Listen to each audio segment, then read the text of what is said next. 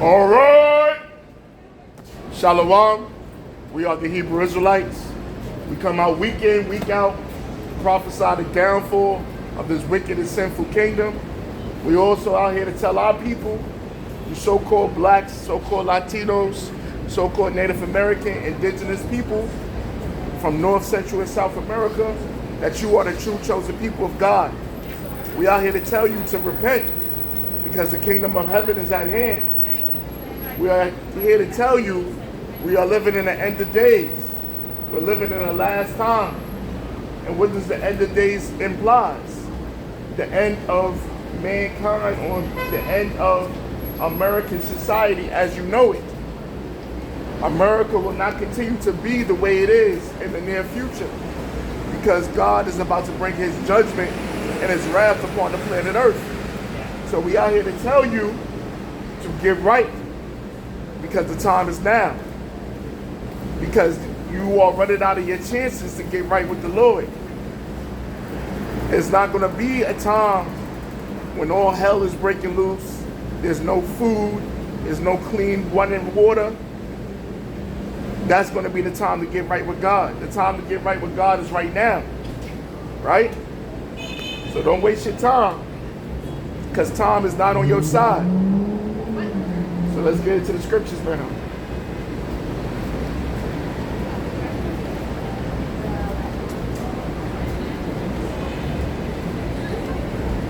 This is the book of Isaiah, chapter 58, verse 1.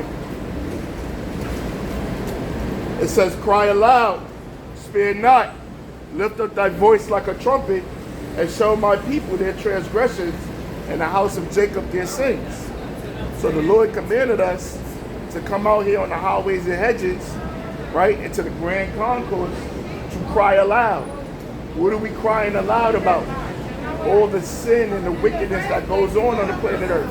All the evil and corruption that goes on the planet Earth. We're supposed to cry out about it. You're not supposed to be silent about wickedness, right? You're not supposed to be silent about sin. You're supposed to cry out. So it says, cry aloud, spare not, lift up thy voice like a trumpet.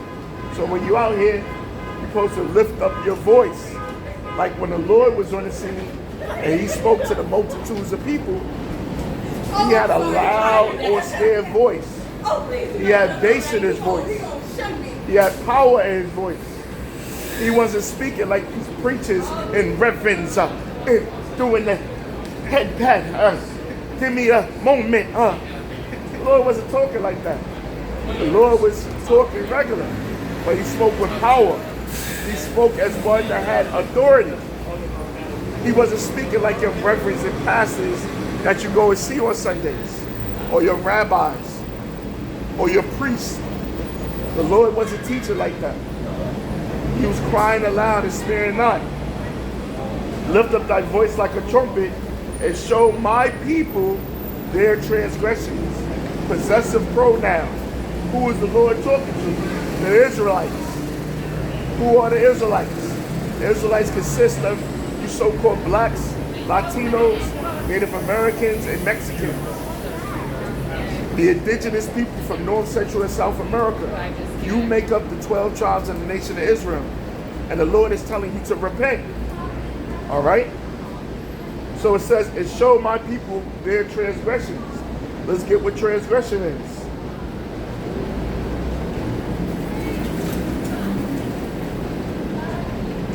This is the book of 1 John. Because how do you know what transgression is? Let's prove it. This is the book of 1 John, chapter 3, verse 4. Whosoever committeth sin, transgresseth also the law, for sin is the transgression of the law. When you look up the word transgression, it means to violate. So sin is the violation of God's laws, right? So if you sin, that means you are breaking the instructions and the rules God gave us. Because God gave us rules and instructions. Contrary to popular belief, America teaches you You can live however you want to live. You can do whatever you want to do. And there's no consequences and repercussions because only God can judge you. And that's a goddamn lie. The Lord set up judges. The Lord set up prophets. The Lord set up teachers, seers, right? Rulers. He set these things up so the law can be implemented. Judgment and justice and righteousness can be implemented. So that's a lie when the world says only God can judge you. That's not in the Bible. The Lord set up men to judge people. So I'm going to read this again. 1 John chapter 3 verse 4. Whosoever committeth sin transgresseth also the law, for sin is the transgression or the violation of the law. All right? Now let's get back to Isaiah chapter 58 verse 1. Cry aloud, spare not. Lift up thy voice like a trumpet and show my people their violations. Remember, transgression means violation. So we are out here to tell our people what's right and what's wrong. Because the world doesn't teach you what's right and wrong. How do you learn what's right and wrong? From God. God is the one that teaches you what's good, what's evil, what's light, what's darkness, what's right and what's wrong. You can't learn right from wrong from America, because right and wrong from America is totally backwards. For example, what is your First Amendment? You have the freedom to believe in whatever religion you want to believe. That is your American right. But what does God say? God said, have no other gods before me. So you're only supposed to worship one God. Shows you that America is contrary to the Heavenly Father's laws, statutes, and commandments. So, if that's the First Amendment, what about the rest of the amendments? Does that coincide with what God rules and instructions? So that goes to show, if the rules and instructions don't coincide with God told us what to do, then you shouldn't follow the rules, or you shouldn't be okay with the rules that America teaches you, right? So it says, show my people their transgressions, and the house of Jacob their sins. Okay? And that's why we out here. Why you out here yelling at the top of your lungs? We out here giving you warning. We out here showing you your transgressions. Because once again, you don't know right from wrong. How do you know right from wrong? You got to go to God. You got to go to the Bible. That's how you learn from what's right and what's wrong. Because if you leave right and wrong up to mankind, it's going to be subjective. Right? It's going to be subjective. Whatever I feel is right. Right? Because you got people that think murdering is right. You got people that think stealing is right. You got people that think adultery is right. Homosexuality is right. Being sluts and whores is right. But none of those things is right. All right? So it says, yet they seek me daily and delight to know my ways, as the nation did righteousness and forsook not the ordinance of their God. They ask of me the ordinances of justice. They take delight in approaching to God. That was it on that. I'm going to get the book of Isaiah, chapter 66, verse 1. Thus saith the Lord, the heaven is my throne, and the earth is my footstool. Where is this house that you built unto me, and where is this place of my rest? Because once again, contrary to popular belief, God doesn't dwell in buildings. You think you got to go to a certain church or a certain synagogue or a certain building to find God, but that's not where God is located. God is located in man, and I'm going to prove that.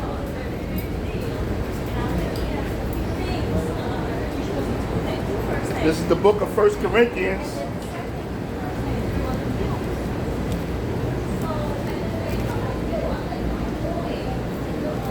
chapter 3, verse 16. It says, know ye not that ye are the temple of God, and that the Spirit of God dwelleth in you? So what does that say right there? Your body is the temple of the Heavenly Father. The Heavenly Father's Spirit dwelleth within inside your body. It's not in these buildings. It's not in a synagogue. It's not in a church. It's inside an Israelite man. So it says, know ye not that ye are the temple of God, and that the Spirit of God dwelleth in you? Read it on. If any man defile the temple of the Most High, which is your body, him shall the Most High destroy. For the temple of the Most High is holy, which temple ye are. So your body is the temple of the Heavenly Father. That's why you're not supposed to defile your body. You are not supposed to make your body unclean. You're not supposed to filthy yourself with the things of this world. Because the more filthy you are, the more the Most High goes away from you. He stays away from you. Right?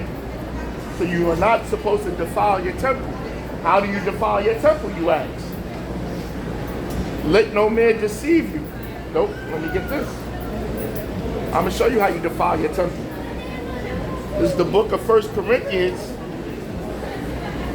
chapter 6, verse 9. Know ye not that the unrighteous shall not inherit the kingdom of the Most High? So there you go. In the New Testament, right? Because Christians love going to the New Testament. Roman Catholics love going to the New Testament, right? Because they love saying the law is done away with. Contrary to popular belief, the laws of God are not done away with. The laws of God are still implemented. The laws of God is forever. It wasn't, oh, that was for that time period. Because that's what they'll say. Oh, that was for that time period. Oh, that was just for the beginning. Now you got Christ. Just call upon Christ. Know Christ.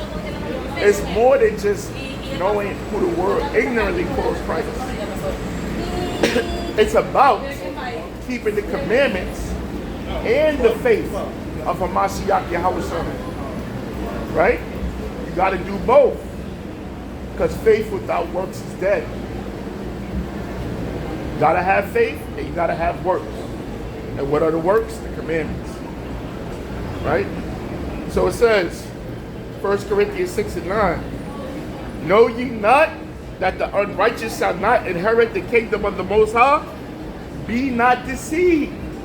Right? So there's going to be people out here trying to lie to you, showing you there's another way to get into the kingdom of heaven. And the scriptures is telling us, be not deceived. Be not deceived, man. When they tell you this is the way to get into the kingdom of heaven, that's the way to get into the kingdom of heaven. There's only one way, right? And that's through Hamashiach Yahweh, who the world ignorantly called Jesus the Christ, and the keeping of the commandments. So it says, be not deceived, neither fornicators. What does fornication mean? Adultery, right? Where do you find that? In the law. Thou shalt not commit adultery, right? It says fornicators, nor idolaters. You are not supposed to worship other gods. Where do you find that at? In the law. It says, nor adulterers. Adultery is when a man sleeps with a married woman. You are not supposed to have relations with a married woman. If you have a husband, you shouldn't be fornicating with another man. It's plain and simple. If a woman has a husband, you're supposed to leave that woman alone. And if a wife has a husband, you are not supposed to be messing with other men. Right? That's adultery. It says, nor effeminate. I'm going to read that again. Nor effeminate. So you are not supposed to be effeminate. All right? And what does effeminate mean? Zesty. Broken wrist. Let's look up the definition for effeminate. Shalom, bro. Let's look up the definition for effeminate. Because America promotes effeminate men and masculine women. That's what America promotes. A whole bunch of effeminate ass men and masculine ass women.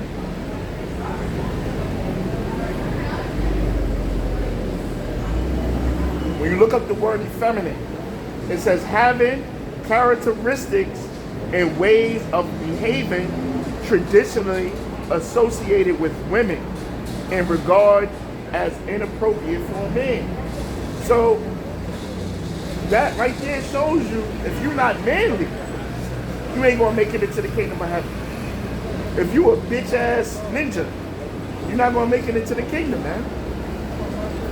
The Lord is looking for men. All right? He's not looking for sissies. All right? The Most High is looking for Israelite men, man. He ain't looking for effeminate, broken wrist, weak ass, emotional men. All right? So it says, back to 1 Corinthians 6 and 9, nor effeminate, nor abusers of themselves with mankind. What is that? Homosexuality, lesbianism, every alphabet in the alphabet soup community. All right? The Lord, you are not going to get into the kingdom of heaven if you have that lifestyle of the alphabet community. All right? But America says it's okay. Showing you America is the kingdom of hell. USA stands for under Satan's authority. This is under Satan's authority because it promotes everything opposite to what the Heavenly Father said was good and righteous. So it says, nor thieves. America promotes theft. It promotes thievery. You can't make it in a society unless you're doing some type of blackmail, extortion, or robbery, or scamming, or some type of come up. That's the only way you can make it in this society. But you're not going to make it into the kingdom of heaven if you're a thief. Nor covetous. A covetous is somebody you desire other people's belongings, right? You see somebody with something nice, you want it, and then you think about stealing. Covetous is basically the beginning sin before stealing, adultery, or murder. Because usually you covet something that somebody else has had. It says, nor thieves, nor covetous, nor drunkards, right? Not only physically being a drunkard, not supposed to be an alcoholic, right? But spiritually, drunk off the philosophies of this world. You're not supposed to be an alcoholic, all right? And you're not supposed to be a spiritual alcoholic. You drunk off the mentalities and the ways of society. It says, nor revilers, nor extortioners shall not inherit the kingdom of God. All right? So if you practice any of those lifestyles or have any of those attributes, you will not get into the kingdom of heaven. And where do you find not to do those things? In the laws of God. The world doesn't teach you right from wrong. God teaches you what's right and what's wrong. What's acceptable and what's not acceptable. Right? So now going back, where was we? Isaiah chapter 65. 66. It's locked. Isaiah chapter 66. It says, thus saith the Lord, the heaven is my throne, and the earth is my footstool. Where is this house that you built unto me? And where is this place of my rest? For all those things have my hand made, and all those things have been, saith the Lord. Like, the Lord don't need a house. I don't need a building. I need you to be holy. I need you to be righteous. I need you to be clean. I don't give a shit about no building. That's what the Lord is saying. So the Lord doesn't dwell in synagogues and churches or mosques. That's not where you're going to find God. So it says, even to him that is poor, it says, saith the Lord, but to this man will I look, even to him that is poor and of a contrite spirit, and trembleth at my word. All right? So that's who the Lord dwells with. That's who the Lord cares for. Those of a broken spirit and a contrite heart. You sincere. You care about when you fuck up. You care about when you go wrong, when you sin. Right? The Lord takes pleasure in those people that are sincere. They're honest versus liars, stealers, thieves, shitty people, immoral people, selfish people. The Lord don't care about y'all. The Lord cares about the man and woman that fucked up, know they fucked up, and trying to get right, man. Trying to do right, trying to live right. That's who the Lord takes pleasure in. So it says, he that killeth an ox is if he slew a man, and he that sacrificed a lamb as if he cut off a dog's neck. He that offereth oblation as if he offered swine's blood. He that burneth incense as if he blessed an idol. Yea, they have chosen their own ways. And that's our people today. You choose your own paths, right? I don't want to follow the ways of the Lord. I want to go my way. And all those ways lead to death. All those ways lead to your grave. You're looking for the fame. You're looking for the fortune. You're looking for comfortability. But all those paths lead to death in an early grave. The Lord gave us a way to live, and we are supposed to live in accordance to the way the Lord gave us. But you want to go your own way. All right, Mom. That's on you. As for me and my household, we're going to serve the Lord, man. We're going to go the Lord way. So what? So what? It's not trending and fun and popular and cool and fashionable. All that shit is wickedness, man. Some way, shape, or form of fashion, it has something to do with wickedness. The Lord gave us days to have fun. The Lord gave us days to party. The Lord gave us days to feast. But life ain't just about partying and feasting and bullshit and having good times. There's more to life than partying and bullshit and getting drunk and high. There's more to life than all that shit. So it says, yea, they have chosen their own way, and their soul delight in their abominations. There you go. Who that fits today? But you blacks, Latinos, Native Americans, and Mexicans, man.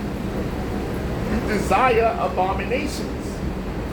Your lifestyles are abominable. Look, the Lord said, thou shalt not eat swine, and you made swine a delicacy. He said, ye shall not eat nothing of fins and scales, and you made crabs, shrimp, and lobster a delicacy. God told you not to do something, and you made that thing a prize or something beautiful. Lord said, man shall not land with mankind, and you gave them laws and rights. You gave them a pride month. The Lord said, don't do that. And you gave that to him, man. It says, in their soul delight in their abominations.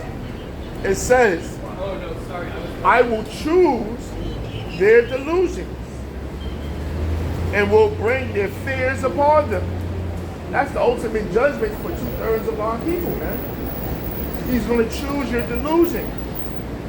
Whatever you think is going to bring you freedom, whatever you think is going to bring you peace, whatever you think is going to bring you joy, whatever you think is going to give you life, is really going to be your delusion, right? The thing you trying to do to retire, get comfortable, find peace, it's going to be your delusion, right? So it says, I also will choose their delusion and will bring their fears upon them. That's why you suffer from anxiety. That's why you suffer from depression. And that's why you're borderline suicidal. Because the Lord is bringing your fears upon you. Because you are going astray from God's words. Word up. And the more you go astray from God's words, you're going to suffer from anxiety, depression, and be borderline suicidal. Those are the demons that the Lord is plaguing you with, trying to get you to repent, trying to get you to turn back onto him, but you continue to go astray. Isaiah 66:4. I also will choose their delusions. Yep. I also will choose their delusions. I also will choose their delusions and will bring their fears upon them. That's right. So all your delusions and your fears, the Lord's going to bring upon you, because America, this kingdom is not our rest, man. All right? Only one going to buy us back and bring us out of this captivity is Yahweh Shai. He's the only one that could do it. On orders from the Most High, which is Yahweh. And will bring their fears upon them, because when I called, none did answer. They didn't answer. They was busy living their life here, busy trying to their American dream, all right, their so-called wealth, and living their life, enjoying their time here, all right? Because when I called, none did answer. How did he call? Through his prophets. That's the voice of the Lord, the prophets, all right? None did answer. They moved their arms. They basically, when a rich man speaketh, they extol into the clouds. They're going to say, what manner of people are we? All right. When I spake, they did not hear, but they did evil before mine eyes and chose that in which I delighted not. So they wanted to do what made them feel good, man. They wanted to get high. They wanted to commit adultery, spiritual and physical. It's party mode. They living their best life. In the world, they think was theirs. They didn't have time for the word of the Lord. It didn't bring them instant gratification. Right. This is a long-term investment. Right. They are nearsighted. You want to hear it now. Yeah, they don't got the foresight, man. They can't see ahead. You know, they see a weed of grass instead of the whole forest. You know what I mean? Yeah, so you're not supposed to love the world. Love not the world, neither the things that are in it. You can use it, but don't love it. Don't be too much into it. That's where you get caught up. You know? That's when you're going to make decisions. That's how they make decisions to compromise themselves, man. They too far in, man. They got choked up. Yeah. So that's what happens, huh? Oh, it's more. Oh, it's a lot. Hear the word of the Lord, ye that tremble at his word. So the elect men are gonna tremble at the word of the Lord. The elect men are gonna run and get with the program. Your brethren that hated you, that cast you out of my name, that cast you out for my name's sake. Yeah, basically, we got cut off. The world didn't want to deal with us, man. We crazy. You know what I mean? We wasting our time. They can't be associated with us. You know what I mean? They about getting the bag. So we slowing their progress down. You know, we not ambitious. That's what they think. That your brethren that hated you, that cast you out for my name's sake, say, my namesake said, let the Lord be glorified, for he shall appear to your joy, and they shall be ashamed. They're going to be ashamed. They're going to be ashamed on this side and in the kingdom for a short period of time. You know what I mean? For not listening when the men of the Lord was out there. You know? All right. That's a lot.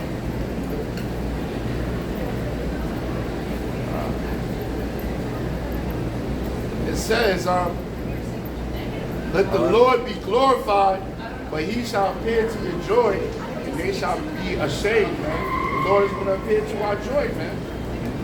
See, the Lord is going to reward those that sacrifice. Give me Romans 12. All right. Those that sacrifice, like their master sacrifice. When Yahweh Shah came on the scene, did he do his own will? No, he did the will of him that sent him. Just like us. We're not out here doing our own will. We are doing the will of him that sent us. Because Yahweh Shah is our master. And we're trying to please our master, our Lord. We're not looking to please ourselves. And for not pleasing ourselves and looking to please the Lord, we'll be rewarded. There's a reward for your actions and your deeds. Yeah. Yep. This is Romans 12 and 1. I beseech you, therefore, brethren, by the mercies of the Most High, that ye present your bodies a living sacrifice, holy, acceptable unto the Most High, which is your reasonable service. So the Lord said that we're supposed to give our bodies a living sacrifice, right? What does it mean to sacrifice? To offer. You're offering yourself up. Normally, you'll be like everybody else in the streets, right? Doing things to please yourself. Being selfish, right? But now, we're doing things that please the Lord. We're doing things that make the Lord happy. Because we understand making the Lord happy will benefit us. Right? It's just the right thing to do. Right? When you benefit yourself, it's a short-lived thing. But when you benefit the Lord, it's an everlasting. This is Romans 12 and 1. I beseech you, therefore, brethren, by the mercies of the Most High, that ye present your bodies a living sacrifice, holy, acceptable unto the Most High, which is your reasonable service. So it says holy. Remember we read earlier, not to defile our temples, right? Because the Most High can't dwell in a temple that's defiled. So the Lord said, be holy, which means separate, right? So that means we have to be separated from this world. We can't do what the rest of the world does. Because the rest of the world dwells in darkness. The rest of the world dwells in sin. The rest of the world transgress the laws of the Most High. Right? So we got to be separate from the world. We got to do the things that's acceptable unto the Lord. What are the things that are acceptable unto the Lord? Loving your neighbor as you love yourself. You do unto others what you want done to you. Right? That's acceptable to the Lord. Coming out here on the highways and hedges. That's acceptable to the Lord, right? Prophesying, doing the lessons, praying, fasting. These are things that's acceptable unto the Lord, right? Because this is your reasonable service. So you got people out here and be like, yo, go get a job. This is our job. This is our job. To prophesy, to give the people warnings, and tell the people to repent. And then brothers got jobs in the world. Yeah. So actually we got more than one. We got multiple jobs. So now these people talking about it. That shows people don't know anything. That's what makes them a scoffer. But continue back. I got verse 2. Romans 12 and 2. And be not conformed to this world, but be ye transformed by the renewing of your mind. Be not conformed to this world. You see the majority of people, they conform to the world, right? They don't shun wickedness, they accept wickedness. They embrace wickedness. This world doesn't shun sin, it doesn't shun wickedness, it accepts it. What's the proof that this world accepts wickedness? There's 72 genders.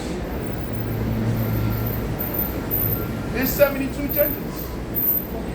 That shows you that they conform with this world. They accepted wickedness because you accept 72 genders. Isaiah 3 and 9. You have to be called a cis man and a cis woman or you offend somebody. That shows you that they conform to this world. God said he made man and woman, not 72 genders. But guess what? You have to accept that because you are conformed to this world. So the Lord said, do not conform to this world. Read that again. Yep. Romans 12 and 2. And be not conformed to this world, but be ye transformed by the renewing of your mind. So be renewed in your mind. Once again, if you conform to this world, you have to accept 72 genders. God said he made man and woman, not 72 genders.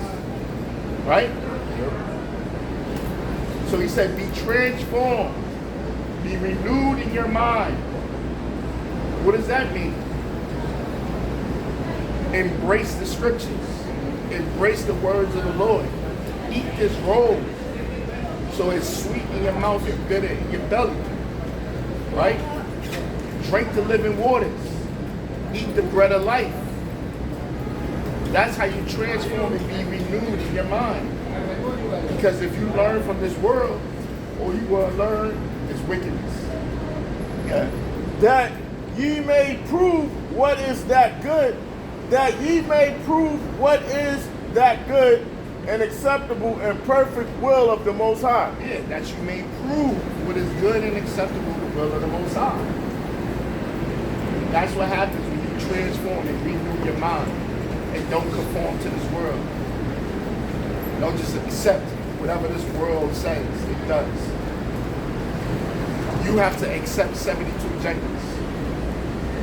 You have to. God said he made man and woman. I'm going to continue to repeat that because that's the way of this world. And it's taboo to speak out against it. You have to accept 72 genders. That was it, guys. All right. Want me to drop it?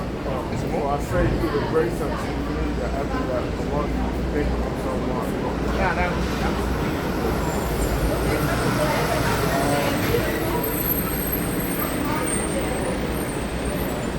give me Jeremiah 1.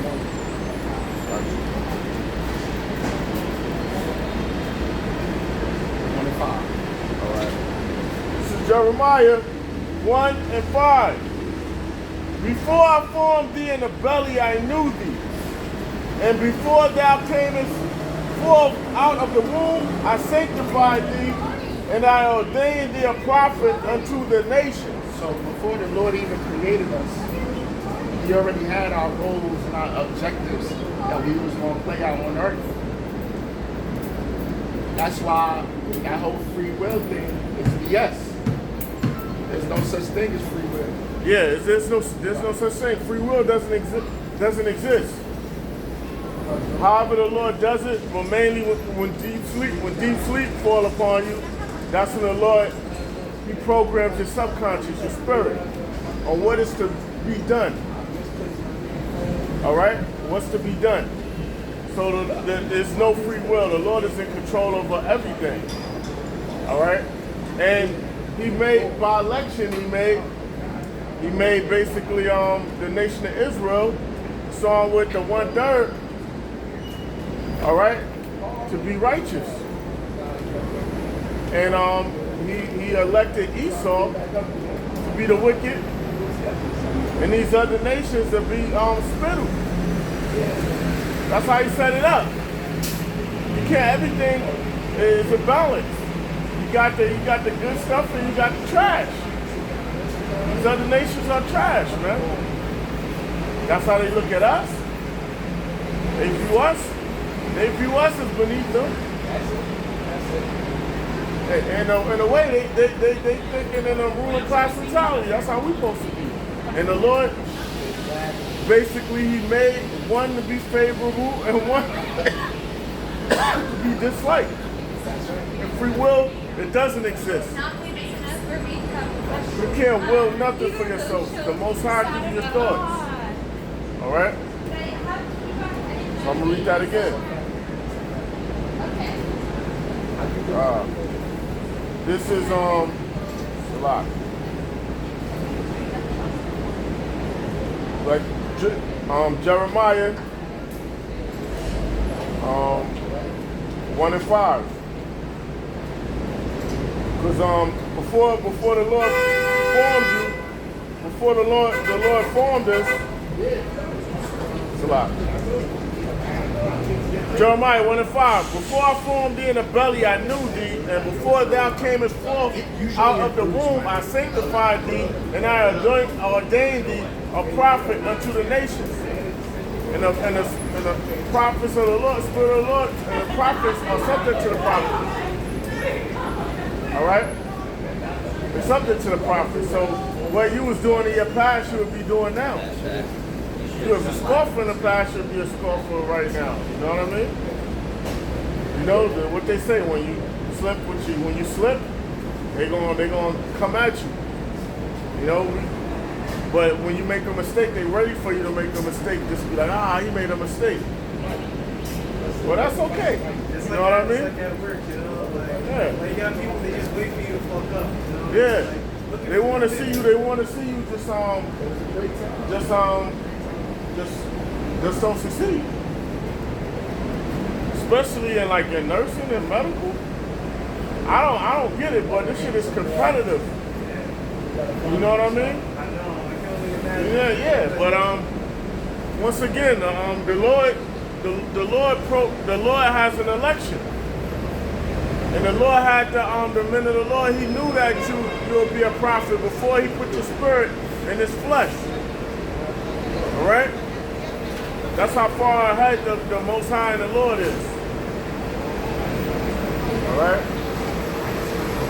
So I'll read it again. Before I formed thee in the belly, I knew thee, and before thou camest forth out of the womb, I sanctified thee, and I ordained thee a prophet unto the nations. A prophet unto the nations, all right?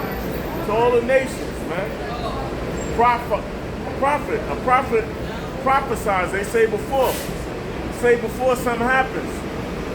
All right, so the men of the Lord are coming out saying that America's going to be destroyed because the Lord told us the things to look for. The Lord told us that of his second coming. All right? And once again, free will doesn't exist. The Lord ruleth in the kingdom of men. All right? So the Lord programs everyone. The Lord programs everything. All right?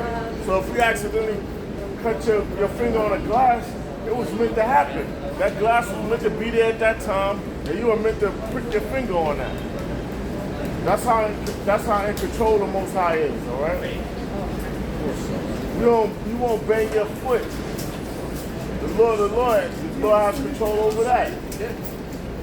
So If he got spirits created for vengeance, how much more your little daily, he controls life and death. How much more the little mistakes or accidents you think you have? There's no such thing as mistakes. There's no such thing as accidents. There's no such thing as coincidence. The Lord already mapped everything out. all this is a part of the battle, yo. Yeah. You know? This is Jeremiah 28:8. The prophet that had been before me and before thee of old prophesied both against many countries.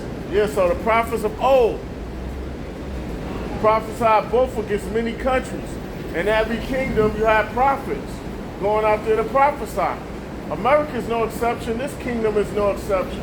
This beast, the revival of the Roman Empire, NATO, the EU, and America, is no exception. So you're going to have the men of the Lord right here, and this is the most wicked time right now of all creation. So all the prophets will be back here now. Some went back into the spiritual realm. It says against many countries, against great kingdoms, of war and of evil and of pestilence. In this kingdom, America is a kingdom of war, evil, and pestilence. This whole empire, NATO and EU and America, is a kingdom of war, evil, and pestilence. They go out and dictate policy and police the world. That's acts of war. They go out and bomb. They go out and kill people. Drone strikes. They create diseases and say they came from nature and animals and shit like that. Nah, certain diseases, they can't jump species, like retroviruses, man. They cannot jump species. So they were created in a lab and put in what? The V word. People go get them hot shots. How do you patent a disease? Yeah. How do you have ownership over a disease? It's weaponized. It's weaponized. He has a God complex. Oh, we can release this at will. We can release that at will. They think they're God. They asked for something that would attack the autoimmune system. Right. They needed funding. Right. At one time they asked for 10 million. Yeah. That's a lot. That's a large amount back then. Right.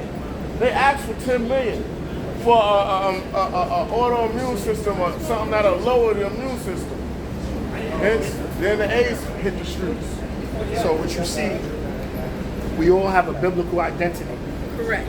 Right. And my tribe is Zebulon. Okay. I'm a little educated. I got you. My cousin's an Israelite for sure. Right. His tribe of Judah. Right. Okay. I should have said shalom to you guys. Shalom, sister. Okay. But It's cool. yes, I love it. Keep doing It's what like, y'all no do. problem. Water, thank you. It ain't about us, it's about your own shine. That's right. Glorify Yahweh Hashem. That smells so good. Thank you. It's the smell of the heavens. That's what the frankincense and myrrh is one of the things the Most High likes to smell. All right. So it says, then shall the prophet be known, and against great kingdoms of war, of evil, and of And pestilence. the prophets are going to speak out against the kingdoms of war, evil, and pestilence. And we speaking out about America. We speaking out about Esau's rule and these other nations ruling. We speaking out against their kingdoms. All right? The Lord is having us speak out against these kingdoms, man. Why? Spiritual fornication, carnal fornication, physical fornication, homosexuality, pedophilia, bestiality. All right? Okaying these things. All right? The alphabet group. You know? Them LMNOP people. You know? All of that. All these holidays, man. All these philosophies, man. They all, I got our people jacked up. Got it. Ezekiel 94. And the Lord said unto him, go through the midst of the city, the midst of Jerusalem. Jerusalem is a people before it's a place. And who is that pertaining of? The so-called Negroes, Latinos, and Native Americans. Somebody might say, what do you mean? Well, we were scattered abroad. We went into captivity multiple times. So we wound up being these other nations, losing our nationality, our name, our lands, our identity. All right? When a person of a different race come here in America, they're that same race. It doesn't matter because they living in America. They who they are, nationality-wise. It says, go through the midst of the city, through the midst of Jerusalem, and set a mark upon the foreheads of the men that sighed and cried for all the abominations that mark done in the midst thereof. That mark is a mark of exemption. And the men of the Lord is sighing and crying. The elect is sighing and crying. The elect of the nation of Israel is sighing and crying for all abominations in the midst thereof. We're complaining. You know when someone complaining a lot, we praying to the Lord and we complaining and we prophesying. When somebody say you complaining a lot, they be like you crying. We're crying. We're complaining. We're being annoying to the Lord for him to deliver us, right? And destroy these kingdoms, man. Just like during the time of Egypt, the Pharaoh that knew not Joseph, and he started to make oppression harder. He made the work harder. Slavery became harder, right? He made the work rigorous. And he took away certain things to make our jobs even harder. Whole thing is to break us. Just like in this kingdom. Work. No time to think. Work. Then they want you to speedball. Get it done quick. When you rush, accidents happen. Right. Mistakes happen. Right. When you're overworked, you overlook things. You know what I mean? Get worn out. You know, the brother that's standing there, he was telling me, I won't go into detail, but basically overworking him, not having the right supplies that he's supposed to have, materials, equipment, having outdated equipment, and understaffed, mistakes happen. Now where he work at is like I'm talking in riddles. Where he work at, a person, it's an easy target to be robbed. It's an easy mark. It's simple. But that's Esau, man. It says, and set a mark upon the foreheads of the men that sighed and cried for all the abominations that be done in the midst And thereof. we sign and crying for all the abominations that's in the midst thereof, man. Because all of this spreads more wickedness and disease and filth. You just had a Decep walk by. And I'm not talking about the gang. I'm talking about the Decepticon, one of them other things, and them walking by. Yeah, the mutants. You know? Now they're around. Your nephews, your kids, your family gotta see this. You gotta see it. The Lord has to see it. It's like cancer, man. It's like a disease. Yeah. You gotta eradicate it, or it's gonna spread. And that's the same thing with sin. If you don't do away with sin, it's gonna spread. Sin is gonna spread throughout the world if you don't eradicate it. And that's what we're supposed to sign and cry about. All this sin that goes on in the world. Yeah, you saw more of that philosophy, that freedom. That freedom, man, that freedom. Freedom and options. So it says, and that shows the difference, right? They're living in their so-called freedom and their options, living in a life of sin. And we sighing and crying about it. It shows the differentiation. The 2/3 from the 1/3. What the 1/3 is going to be doing, and what the 2/3 are going to be doing. 2/3 is going to live a life of not caring, not fearing the Lord, do as thou will. 1/3 is going to be complaining, crying, begging the Lord for deliverance, for destruction, judgment. It says, and to the others, he said in my hearing, go ye after him through the city, and smite. Yup. So it's fishing season, but soon we're going to smite. We're waiting upon the Lord. Then we're going to smite. We're going to eradicate all the wickedness, all the evil.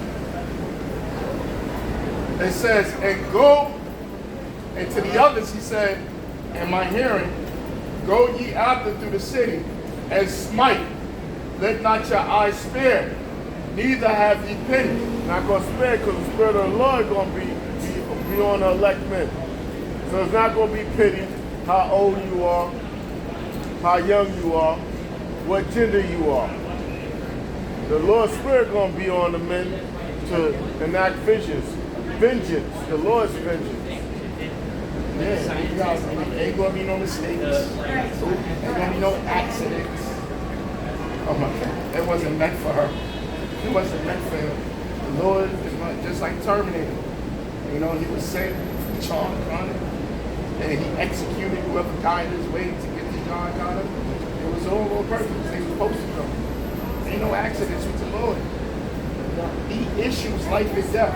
Why would it be an accident? Whosoever perish being innocent.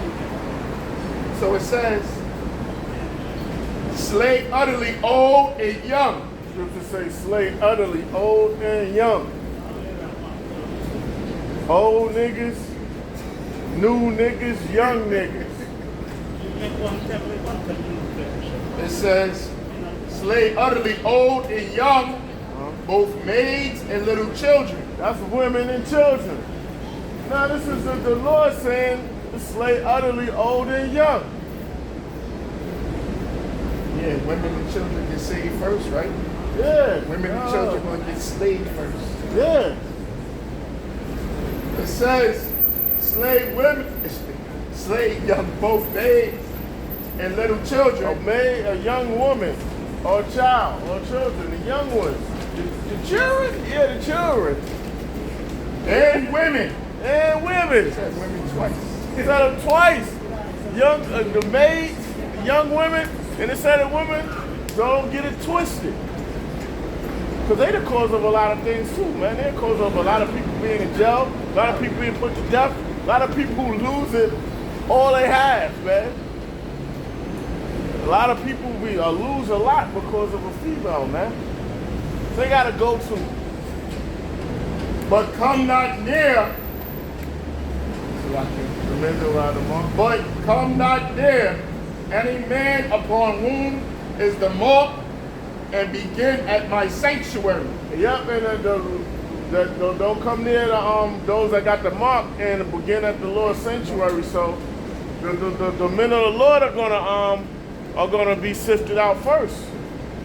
Judgment is gonna begin at the house of the Lord first. You know what I mean? So that's why we're in fear. You know?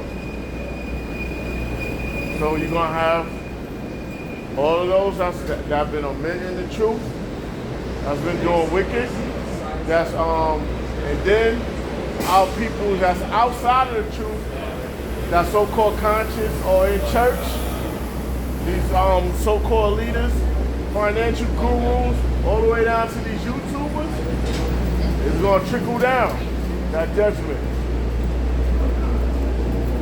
Because they're influences. And you can't tell me they haven't stumbled across the men of the Lord. They all about content and researching, and to use things to monetize. So all of that gift that they got and making that money, that's also helping condemn them because they stumbled upon the truth. It says, but begin at my sanctuary, then they began at the ancient men which were before the house. And the ancient men, the older men. All right, so it's gonna be a cleansing. All right, it's gonna be a cleaning. What was that movie? It's gonna be a thinning. It was an ill movie. They called it Thinning. It was two of them with that dude. What's the dude that fought Tyson?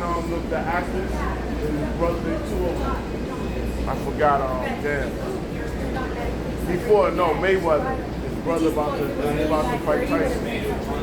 Oh, J. Paul. Yeah, the other brother, he an actor, he played in a movie called Identity. It's an old movie, watch it. 1 Peter chapter 4, verse 17. For the time is come that judgment must begin at the house of the Most High. The time's gonna come, judgment gonna begin at the house of the Most High. Who? Israelites. Starting with the men that's in the truth. Those that's in the truth. So we're nervous.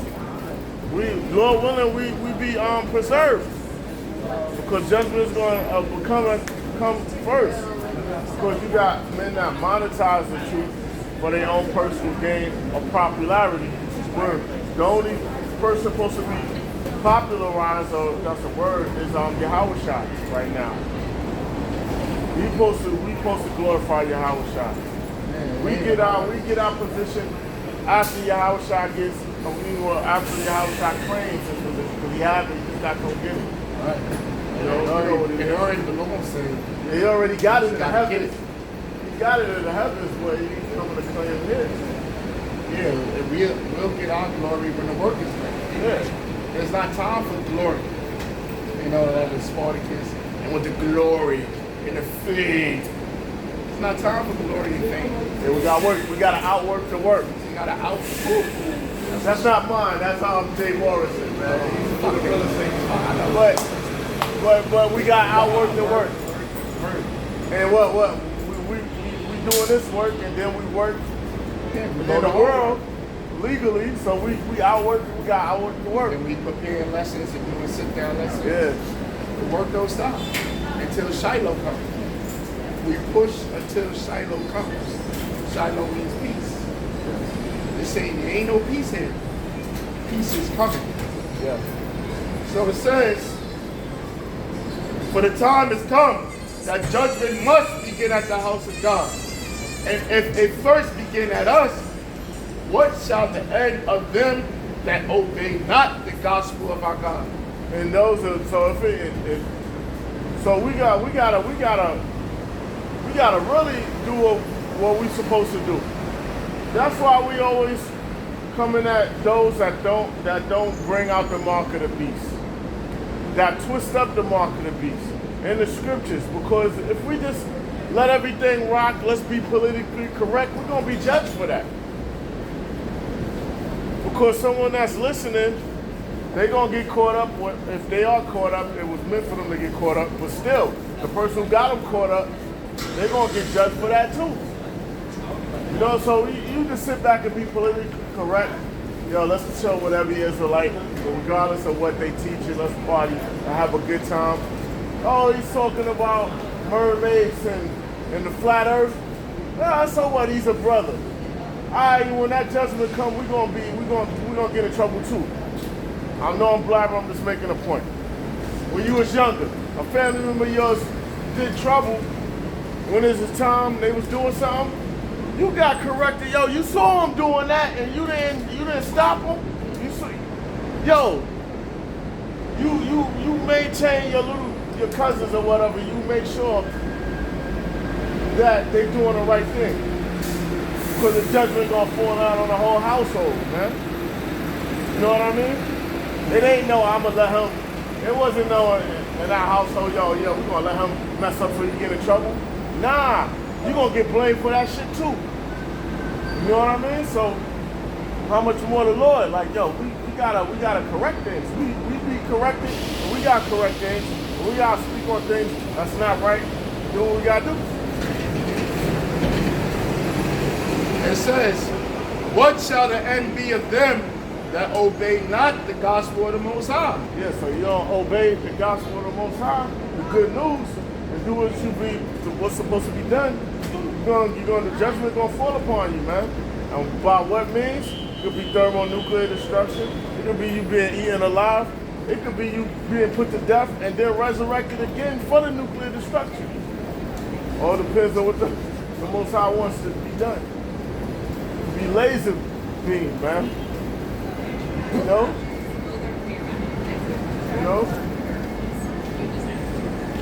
And if the righteous scarcely be saved, The righteous gonna scarcely be saved by skin of your teeth.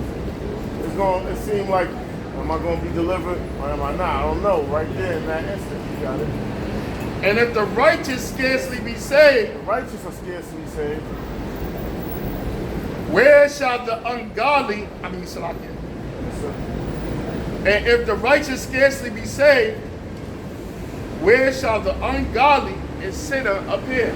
Yeah, so where shall the ungodly and sinner? If the righteous will scarcely be saved, it's going to look to the point with Lord will, to that very instant. If they're going to just make it just like that, then what about the wicked and the sinners? Sinners transgression of the law. 613. And the men that fear the Lord, they see how much these people that don't care about the Lord at all. They're not thinking about God at all. And on their warped mind is this destruction ain't gonna happen in this lifetime. Yeah, Or in their kids. And I don't know how could they feel that. yeah, America's gonna last forever. The American dream. So they're not smart as they believe they are. Because they will be watching just little things like how money was. What was money in the past and what it is now. The man reached the height of what his money is gonna be. You could tell, like, yo, we almost digitally, almost gonna be digital, almost 100% of being digital. You know what I mean? So lets us believe, like, and know that all the world's currencies are gonna go down to just one global currency.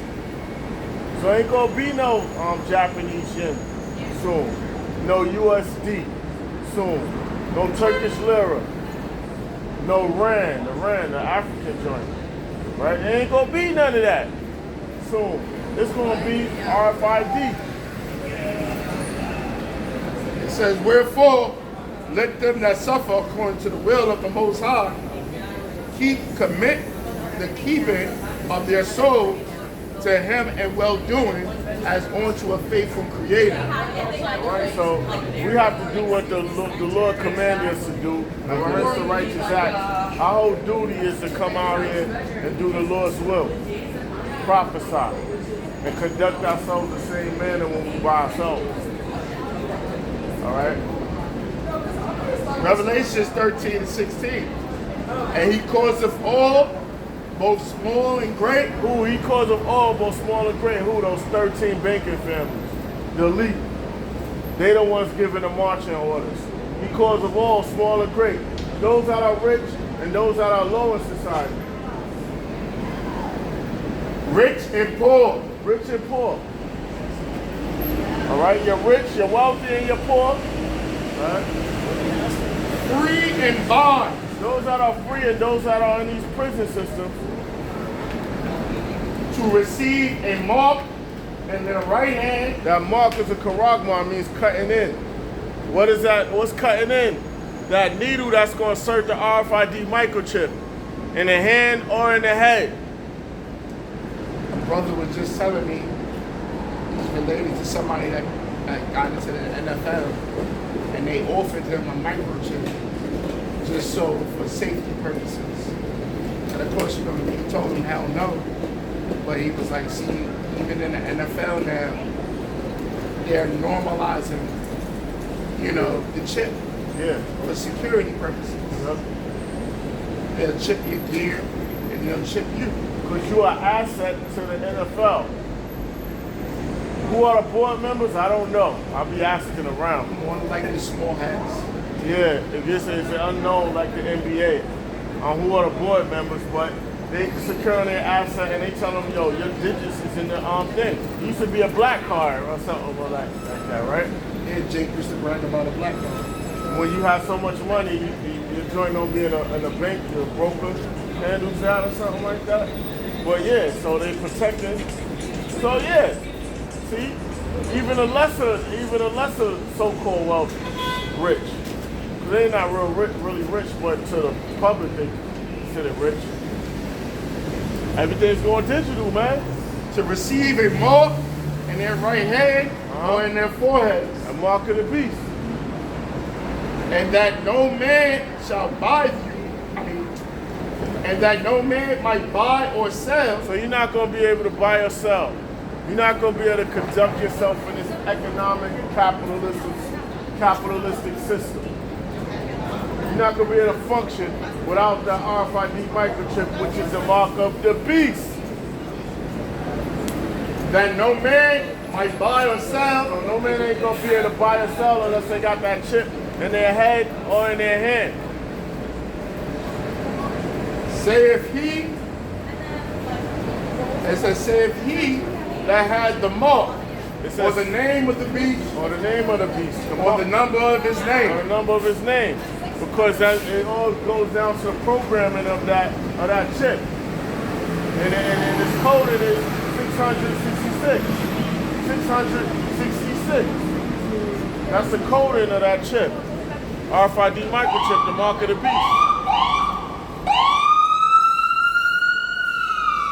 Because the people are considered cattle, chattel, goyim, serfs, all right, expendable containers, useless eaters, human resources. The people are considered slaves, so the last thing is to put chips in the people. Here is wisdom. Let him that have understanding count the number of the beast, for it's the number of a man. If you have understanding. So those that's not preaching this word or breaking it down, they don't have any understanding, any spiritual understanding. It's the number of a man. A man designed it, a man created it.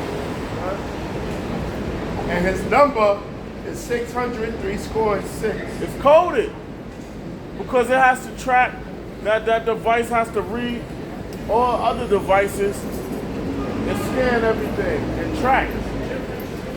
And it doesn't need that much space. That's why you have the transistor and all of these things. I think that's for space. And technology went from that all the way down to this chip. So you don't need that much space. Remember you had them big ass gigantic things for computers and all that? You don't need that now. You know what I mean?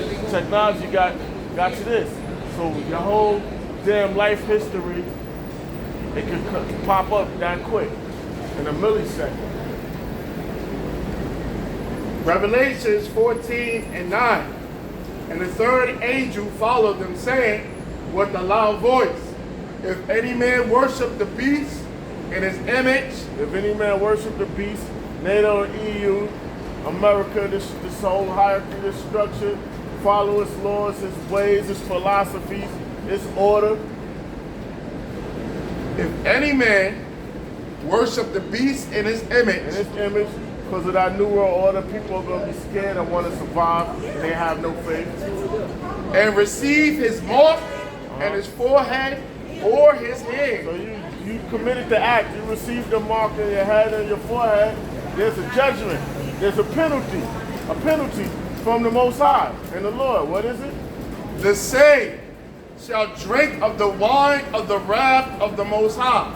The wine of the wrath of the Most High is thermonuclear destruction.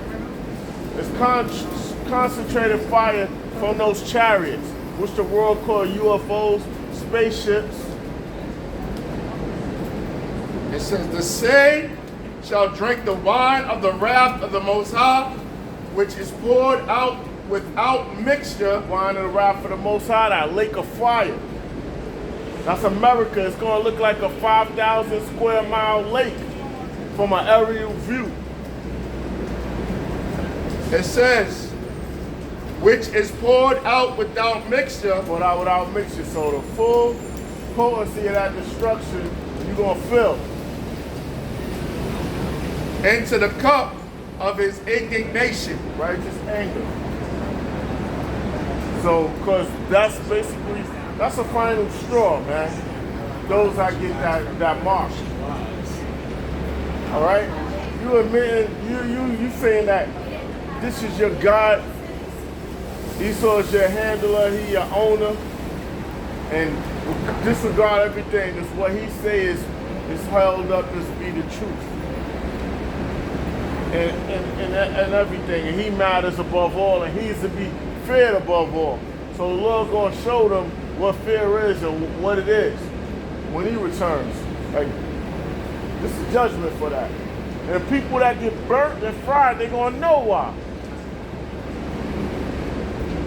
It says, and he shall be tormented with fire and brimstone in the presence of the holy angels. So the angels and the Lord and the elect are gonna watch those men and those women and children or whoever get that mark, man. Oh yeah, children gonna have it too.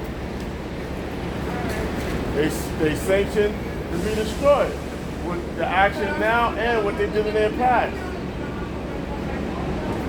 And he shall be tormented with fire and brimstone in the presence of the holy angels and in the presence of the Lamb. The Lamb is Yahweh, the angels and the men of the Lord. So they're going, the men of the Lord, everyone's gonna watch them being burnt. The men of the Lord, they're gonna still be in fear because they barely made it. Lord willing, we part of that. And it's going to be a giant courtroom. America's a giant courtroom, right? The elect are the witnesses. Yahweh is the judge and executioner. Yahweh is the judge. Yahweh is the executioner. And everybody's going to be executed. The witnesses are going to be like, it was them. It might be a prosecutor too, Yahweh, right? It's them. Lawyer, it was them. The jury and the men of the Lord, right? Lord, it was them. Yeah, these niggas did it. They did it. It was them, Lord. We told you. They did it. The Lord's going to slay, man. Everybody's going to be sentenced to death. You know how people pleading when they got the chip. Please, you were warned. And if you wasn't warned, you was asleep. You wasn't trying to learn what was going on, even worse. Yeah. Even worse. Lord, what about my kids? Lord, I give medication to my parents. Anyone smart will ask their parents, what you want me to do? This and that, you know what I mean? Lord, my wife is dying. I had to do this. You needed those rations for the military. It was that easy. So, there's going to be all these excuses. That's your problem. Which I get, nobody want to watch their loved one perish. But who controls perishing? Your Heavenly Father. So when it's time, it's your time. When God calls you home, there's nothing you can do to stop that. When it's your time, it's your time. But they think that they're going to extend their time by the way of the chip. If they fuse with technology. But little do they know, once again, that's one of the strong delusions the Lord put upon them so he can destroy them. The wicked is, you don't understand, the wicked, he go down, he trying to bring you down with him. Have a little enjoyment, but seduce you into following him. Then you get short-term gratification, but he also know, he's like, yo, he's destroying you right along with him. It says, and the smoke of their torment ascended up forever and ever. Ever and ever meaning a long period of time. You at that bus stop in a cold ass winter, this bus taking forever to come. That person keep blabbering forever. You know? But it's just a long period of time. And they have no rest day nor night who worship the beast or his image or whosoever received the mark of his name. They're going to feel the full extent of that fire, man. It's like, yo. It's serious, man. Some say it's as hot as the surface of the sun. Here is the patience of the saints. Here are they that keep the commandments of the Most High and the faith of Yahweh Shah Mashiach. So in order to keep the commandments of faith of the Most High, you got to endure. It's endurance. Meaning you're suffering. Y'all been saying that since 2000. Y'all been saying that before then. Yeah? We're gonna keep saying it till the Lord returns. Just because we keep saying it, I don't mean it's not gonna happen. It's gonna happen. All right? Revelation chapter 2, verse 10. Fear none of those things which thou shalt suffer. The elect is not fearing none of those things that we might have to suffer. We know what it is. We know Esau gonna torture some of us. We know he's gonna try to scare us, put our family members' head in the guillotine to get us to drop our moral principle, which is follow the Most High. But the Lord willing, gonna give us that spirit, man. We're gonna have that spirit to withstand. Because we don't fear mortal men. We fear the Lord. All right? The Lord could have it where you do die that way, but you don't feel nothing. You know how many times people that said they got shot, seen a bullet, seen a gun, and then they just blacked out. They don't know what happened, but they survived? The Lord could do that, or the Lord could have you feel that sting. And make you a martyr. But he's gonna raise you back up. Fear none of those things which thou shalt suffer. Behold, the devil shall cast some of you into prison. The devil, the so-called white man, all right? Will cast some of us into prison. This is not no precinct, no penitentiary. We're talking about a death camp, like a concentration camp, a FEMA camp. They have them on land, they have them underground, above ground. You name it, wherever, they got them. They got them everywhere. They organizing things right now for people to go to be put there. The trains. Yeah. Behold, the devil shall cast some of you into prison, that ye may be tried, and ye shall have tribulation 10 days. He's testing the tribe. Gold and silver is put through the fire for the impurities that we put out. And further strengthened to that fashion, to that product, what it's supposed to be. The Lord fashioning us now. We catching his hell, and he making us where basically we're becoming like emotionalists to what's going on, emotionalists to what's going on throughout the earth, man. So when these things start happening, we won't be bothered. We'll be fully stable. You know? After a while, don't you hear? After a while, you hear about family members passing or whatever, and then after a while, certain of them, you be like, it's Saturday, I can go. But it gets to a point you don't get no tear. You know what it is already. The Lord already hardening you up for the time that we got to endure. But it's gonna be crazy. It's gonna be crazy. You know? Be thou faithful unto death. We gotta be faithful unto death. Because what we doing is considered treason. They just didn't act yet. His law's on the book. We're speaking about this man revealing through the spirit of Yahweh Shem Yahushua all his schemes to bring about his new world order, how he came into power, who he is, how he got his wealth, all the nasty shit he do with his family members. Think it ain't getting to him? It's being broadcasted in different languages, in different time zones, over and over again. It's non-stop. The truth is coming out every second, right? Every minute. Global. Be thou faithful unto death, and I will give thee a crown of life. Be faithful unto death, yep. Be faithful unto death, and he's gonna give us a crown of life. The Lord gonna raise us up. He's gonna anoint us, give us that crown. We're gonna be coronated, man. Princes, kings of priests and princes and kings to rule the nations, man. And we're gonna rule them harshly, man. He that hath an ear, let him hear what the Spirit saith unto the churches. He that overcometh shall not be hurt of the second death. He that overcometh. Overcome of what? The martial law, the mark of the beast, the image, Esau's order, not selling out, not compromising your moral integrity. The second death is what? Thermonuclear destruction. The first death was a flood. Water's a purifier. Fire's a purifier. Depletion.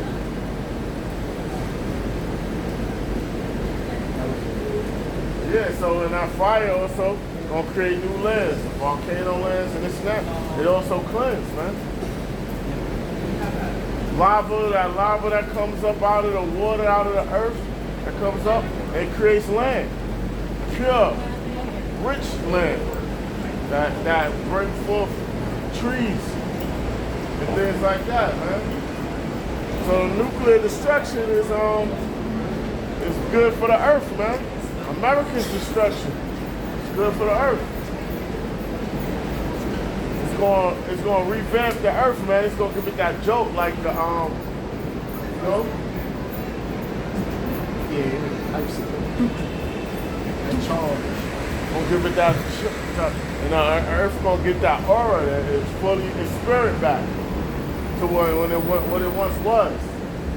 All that space junk is gonna be cleared up out there. Man, no more plastic. No more plastic. Stuff that can't break down. No more shit floating above the top of the highest ozone layer, man, because of astronauts, they dump their shit out of the thing. Defiling the heavens. Yeah. Where's it gonna go?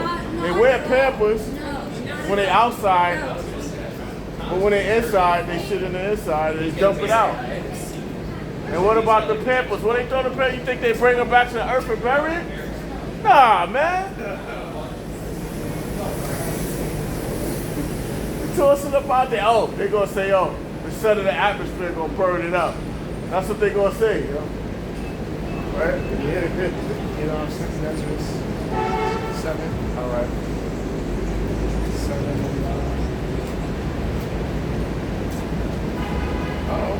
Shalom, kid. Shalom, uh-oh. Hop out the Lex with the iceberg sweats. I'll joke. Second night. 7. All right.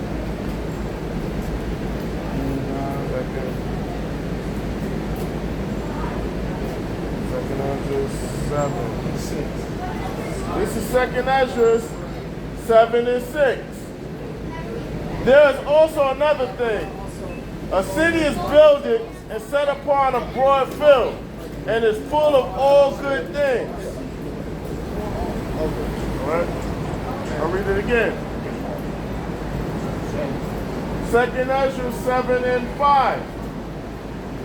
No, 7 and 6. Second Ezra 7 and 6. There is also another thing. A city is builded and set upon a broad field, and is full of all good things. That city is the kingdom of heaven, right? Because there ain't no good things here in America. It's a hell and nightmares. It appears good, but it's not. Like sugar, right? Or GMO juice and soda. It tastes good. Shit ain't good for you. Fast food. It tastes good. It ain't good for you. So just because it looks good, and it tastes good, and it smells good, doesn't mean it's good for you. Right? But in the kingdom of heaven, it's really going to be good. Pure. Untainted. Okay? The entrance thereof is narrow. Yeah, the entrance to the kingdom of heaven is narrow. It's that straight gate. It's hard to get into. Okay? And it's set in a dangerous place to fall. And it's set in a dangerous place to fall. Right? Because the path is so narrow, any leaning too far to the left, leaning too far to the right, you could fall out. You could be destroyed. Like as if there were a fire on the right hand, and on the left hand, and on the left a deep water. Yeah, fire on the right hand and a deep water on the left. You go too far to the right, you're going to get burned. You go too far to the left, you're going to drown. You got to stay sensitive. can't, like we were saying earlier, we're in this world, but we're not of this world. We're in this world, but we're not of this world. So yeah, you might get some clothes. There's nothing wrong with getting clothes. There's nothing wrong with getting a nice car. Right? It's like you won't having a nice house. But just know, your heart should be in these things. And it's temporal. And it's temporary. There's nothing wrong with having money. There's nothing wrong, but when your heart is in these things, that's where the corruption comes in. Right? Yeah. And one only path between them both, even between the fire and the water, so small that there could be one man go there at once. Yeah, only one man can enter. No, there could but one man go there at once. Yeah, only one man is able to enter at a time. So don't even say no buddy system. You gotta seek the Lord for yourself. You gotta be fully persuaded in your own mind. You have brothers that have family members coming to the truth with them, and then 9 times out of 10, that family member don't last. Guess what? You still gotta keep going. You still gotta keep serving the Lord, whether your family member's still down or not. Family member continuing this or not. You gotta keep serving the Lord. Yeah. If this city now were given unto a man for an inheritance, if he never shall pass the danger set before it, how shall he receive this inheritance? Yeah, how you gonna get the kingdom of heaven or get all the blessings if you don't go through the dangerous path to get to those blessings? The problem with our people, they want the blessings now. They want the gratification now. They want the glory now. That's the problem with our people. It's not time for glory. It's not time for gratification. It's time for suffering. We're living in a time of suffering. That's why this place is known as the kingdom of heaven. This ain't the kingdom of paradise, the kingdom of heaven, the kingdom of God, where dwelleth righteousness. This is the kingdom of hell, where lamentation, weeping, and woe dwells. Poverty, oppression, depression,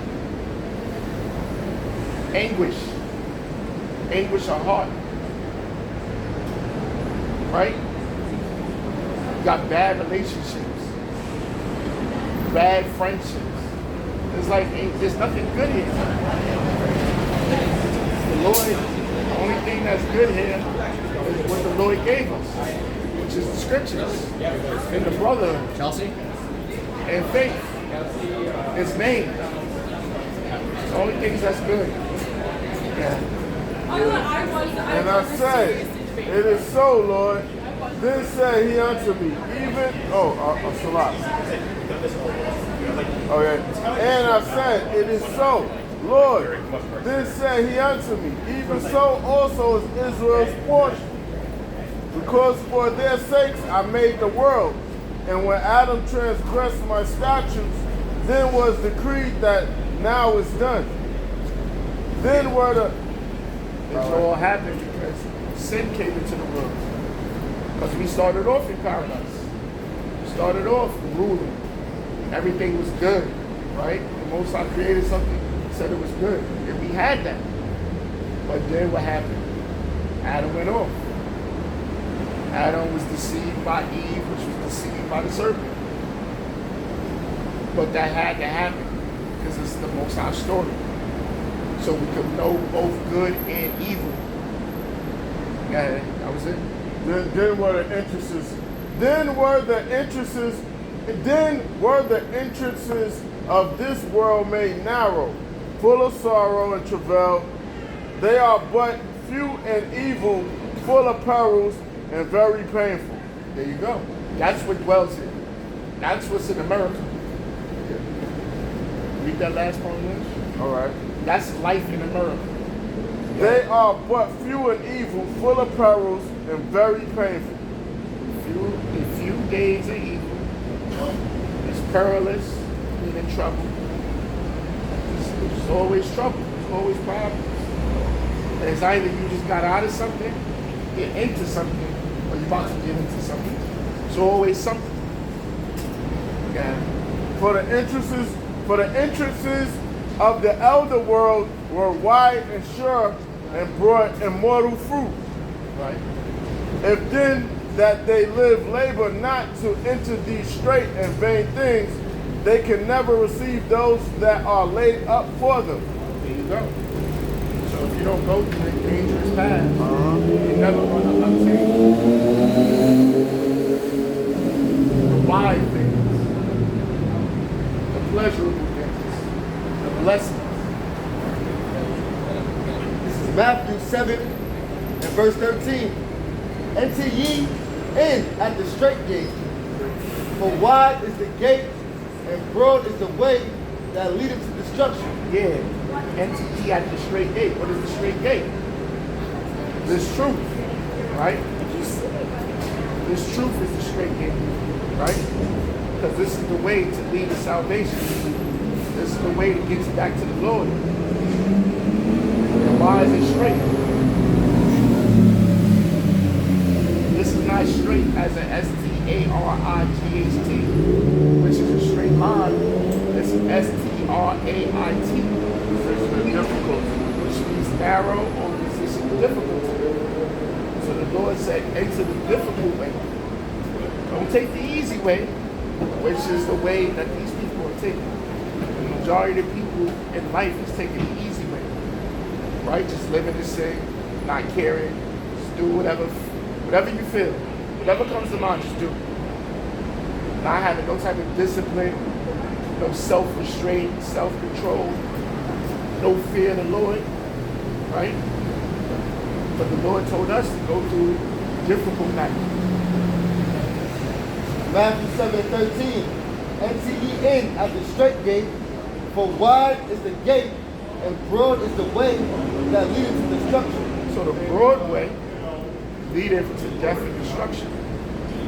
The broad way, you know, to get money quick schemes. Joke at this point. The broad way, the career, pursuit of the career, the college way, the seek to get a career, to further yourself in the society. Those are the broad ways. The pleasure way, the fun way, the wicked way. Those are the broad ways. And those ways lead to death and destruction. Got it? It says, and many there be which go in there. And many go that way. So you got our people, different Israelite groups and leaders, they care about numbers. It's all about numbers, right? Look how many members we have, right? But the Lord said, many find the broad way, but few find the right way. Got it? Verse 15. So beware of false prophets which come to you in sheep's clothing. Beware of false prophets. They appear to be righteous. They appear to be holy.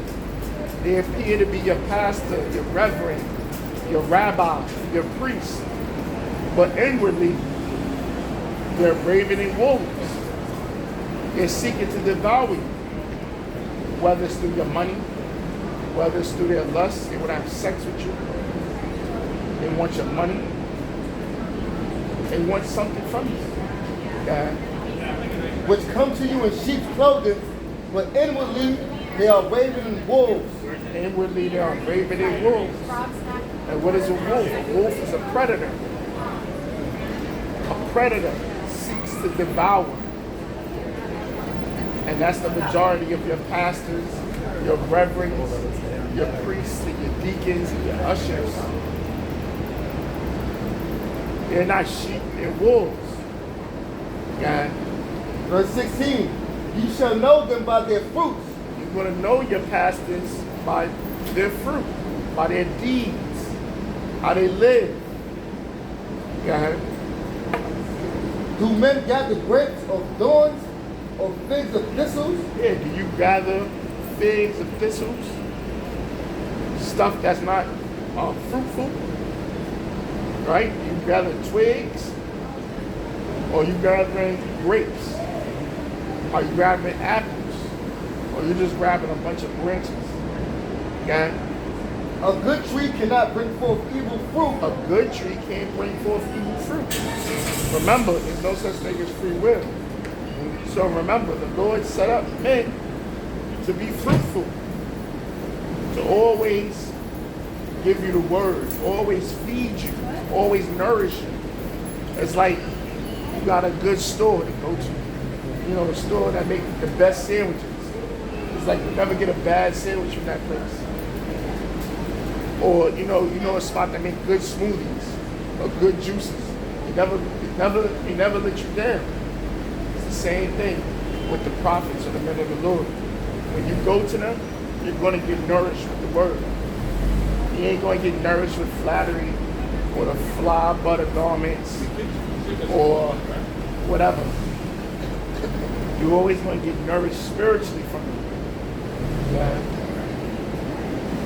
It says, a good tree cannot bring forth evil fruit, neither can a corrupt tree bring forth good fruit. An evil tree can't bring forth good fruit.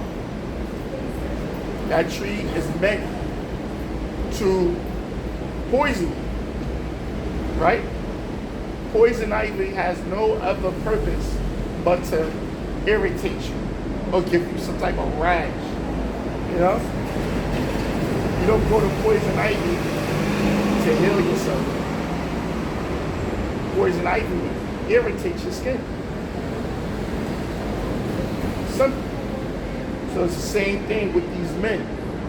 You're not going to get nothing beneficial or nutritional spiritually from these men.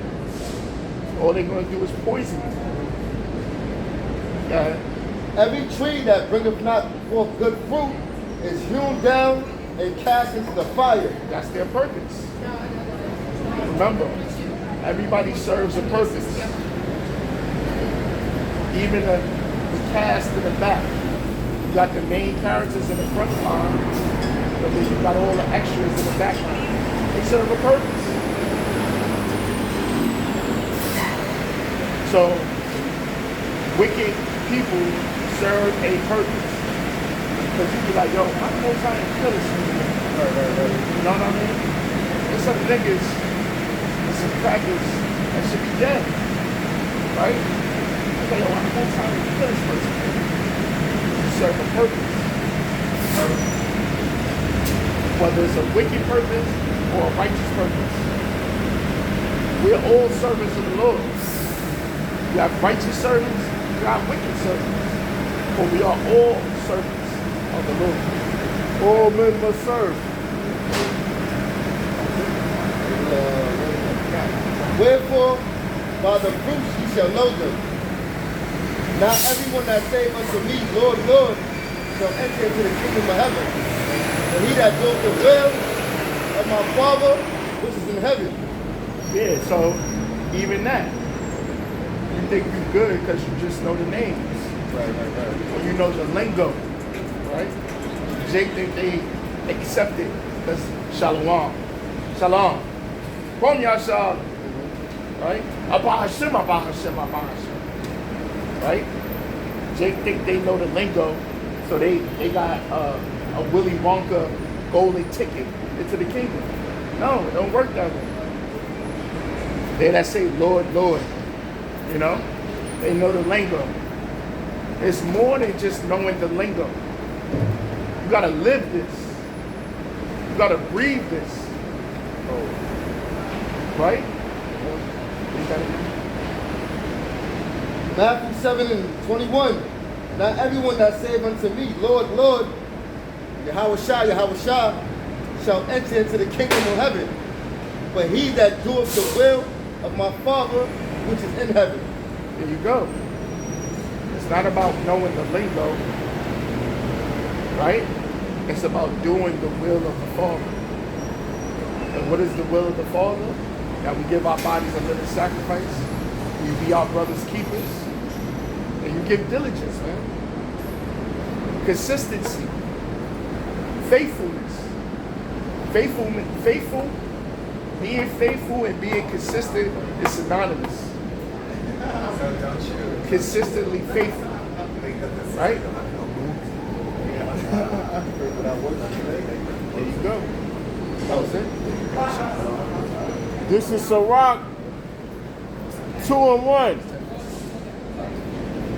My son, if thou come to serve the Lord, prepare thy soul for temptation. Prepare your soul for temptation. Prepare to be tested. That's what we tell you, though. You got brothers that's eager. Can I read for y'all? Can I join? You know, you eager. And that's good to be eager, to be zealous. And when you cross this line, man, yeah, ain't no turning back. It's like the mafia. It's worse than the mafia. Because your soul is on the line. Right? This is worse than the mafia. And then not only you going to get attacked, but your loved ones are going to get attacked. If Satan can't get you, he's going to use everybody around you. You either die out or you delivered out. It's like you die or deliver. DD, man. Like blackmail. I can't get to him. I'm gonna use this woman as collateral. Yeah. His children. Yeah. And that happens the moment you start to believe and start to search the scriptures. The moment you start believing, calling upon the name of the Lord, start praying and stuff and fasting, this shit, life is going to go downward. Remember on the left hand side, remember the movie Blow, right? Yeah. Going into Pablo and George Young.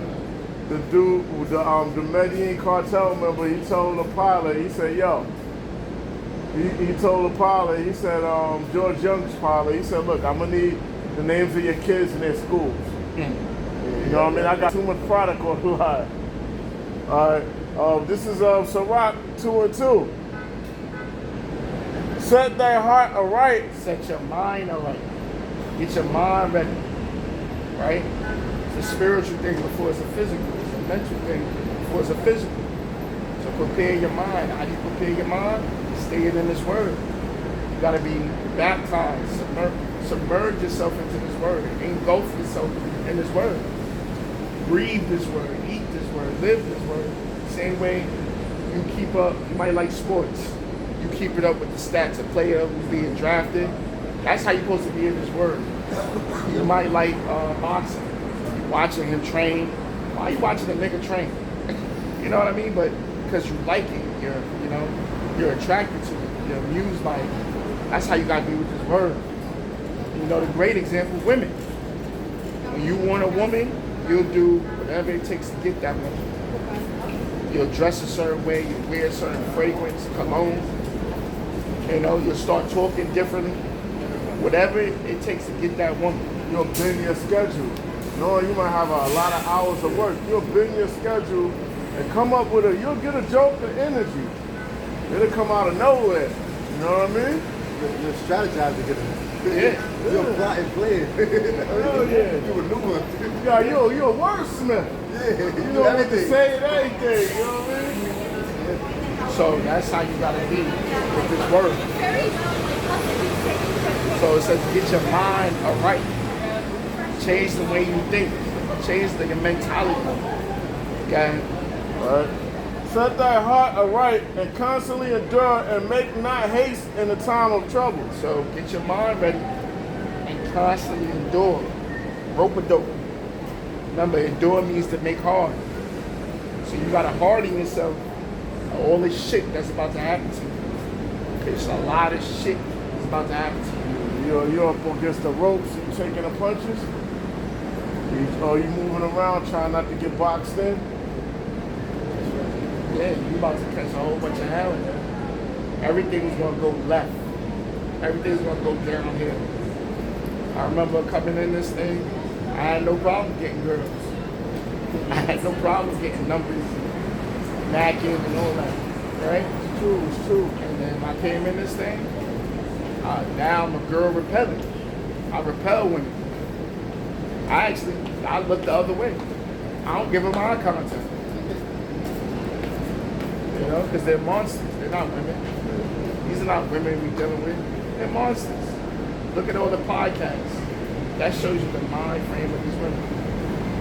That pride just jumped a whole lot. Or, you're gonna lose family members. Family members gonna turn against you. You're gonna lose a job. You might become homeless. You might not get the job you want. Mad shit is gonna start happening. It's gonna be like, but all that's happening for a reason. So you could turn to the Lord. Because he's the option. He's the way. He's the answer. He's the solution. None of this shit is the solution. The how about Shemi outside is always the solution. Yeah, now. Yeah. Sirach 2 and 3. Cleave unto him and depart not away, that thou mayest be increased at thy last end. Depart not away. You got a lot of guys that shipwrecked the faith. They couldn't handle it. They couldn't take the heat. They had to get out the kitchen. It was getting too hot in here, right? Whatever, you know. You owe somebody money. You backed up with bills. You're tired of being broke, right? So nigga had said that before. I'm tired of being broke. Yeah, Yoshi on one of the dudes from One West. It's like I'm tired of being broke. I need money. So, but that's what happens, you know. But he said, turn not away. I don't care what happens to you. Don't turn away. You continue to trust in the Lord. And then that's why you get what? Romans 15 and 4. Yeah. Romans 15 and 4. Why don't you turn away from the Lord? It's Romans 15 and verse 4. For whatsoever things that were written aforetime were written for our learning, that we through patience and comfort of the scriptures might have hope. Yeah, whatsoever written aforetime were written for our learning. So when we go back into the history, we go back to our forefathers, and we looked at how they dealt with problems, how they dealt with stress, how they dealt with misfortune. And now we can look at our lives and be like, you know what? My life ain't that bad. You know? I'm catching pure hell, but guess what? I ain't facing a whole bunch of lions. I might be catching hell, but I ain't got a whole bunch of Egyptians trying to kill me. You know? I ain't got accused of committing adultery, and now, you know, the Pharaoh's trying to cut my head off. You know? And you go back, you look at what they dealt with, the apostles got locked up before. So guess what? You might get locked up. Your family hates you. Oh, guess what? The Lord family hated you. You know? It says a man shall not get honor of his own household. So, if the men of the Lord went through that, all right, I can go through this. Oh, the Lord delivered them at the end? Oh, okay, the Lord's going to deliver me. I just got to endure. Got you. This is Sirach 2 and 4. Whatsoever is brought upon thee, take cheerfully, and be patient when thou art changed to a low estate. This is where the psychotic part comes in. This is the part that, you know, this world will call madness, right? How the hell are you supposed to be happy about suffering? How do you know, that doesn't compute, that doesn't register. But guess what? When you serve the Lord, you completely understand, right? Suffering is a part of life. See, this world try to teach you, you know, suffering is bad, or, you know, suffering is not good. But according to the Lord, when you're suffering for the right thing, it is good. Just like no pain, no gain. Right? Suffering build character. Suffering Even builds character. that line that Ra's al Ghul's daughter said in the Batman joint with Christian Bell, it was right. She said suffering, but she said suffering builds character. Same thing as build character. It's the right to passage. Yeah. Bruce law of bone remodeling. The most stress your bones take, it harden. It gets hardened and more durable. How do muscle build? They gotta tear. Yep. They gotta be broken down See? Build up. to build it up. That's how you vote. That's how you become a man. You know what I mean? You guys got everything sweet and easy. Yeah, spoon You fed. ain't gonna understand life. You gotta go through every aspect. I said this a couple months ago through the spring. The Lord put his promise through every tip of emotion that you could imagine. from the joy to the pain to the anguish, how's she gonna be a proper judge? You gotta tap into everything, so to speak. You know? You gotta feel every sense. Say that again? You have to feel every sense, Exactly. every emotion. Every emotion. You gotta go through it. Yeah. That's why you get that Hebrews, the strong meat, the Lord can want to them, of the full age. I think it's real quick. Yeah. This is Psalms 119 and 143. It says, trouble and anguish have taken hold on me, yet thy commandments are my delights.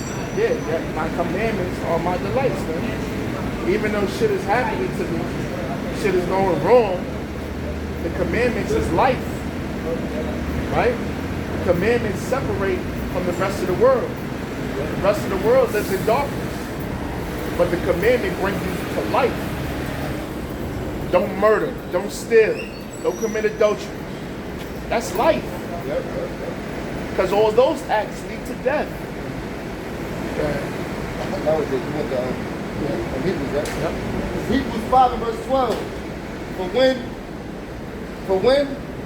For the time ye ought to be teachers, ye have need that one teaches you again. When it's time for you to become a teacher, you got to be taught all over again, right? You have to unlearn what you learned from the world. You have to relearn. You have to be born again in Yahushua, be a new creature. Yeah. It says, you need that one teach you again, who would be the first principle of the oracles of the Most High, and us become such as have need of milk and not of strong meat. Yeah, you need of milk and not of strong meat because you're a babe. You're a newborn. You don't have teeth. So that means you can't devour. You can't devour, which is the first part of digesting, then it's digest, and then it's consumed, and then it's eliminated. Oh yeah, shit. yeah. That's the digestive process. Yeah. Said it right? You want I said it yeah, right. when you devour, they call it I hate the term, they call it mastication. Mastication. Chewing it, then when it goes down to the stomach, the hydrochloric acid turns it into a paste. It grinds, it's called churning. From that paste through the stomach, pyloric sphincter to the duodenum, the bile is secreted, and it's a greenish yellowish, which turns it brown. So the paste, the white paste, is chemical reaction from the bile, turns it brown. Then it's going through the duodenum, water. It's taking the nutrients all the way till it gets to the ileum, ileocecal valve, the large intestine, water absorption, and then it creates vitamin K for clotting, blood clotting, for clotting.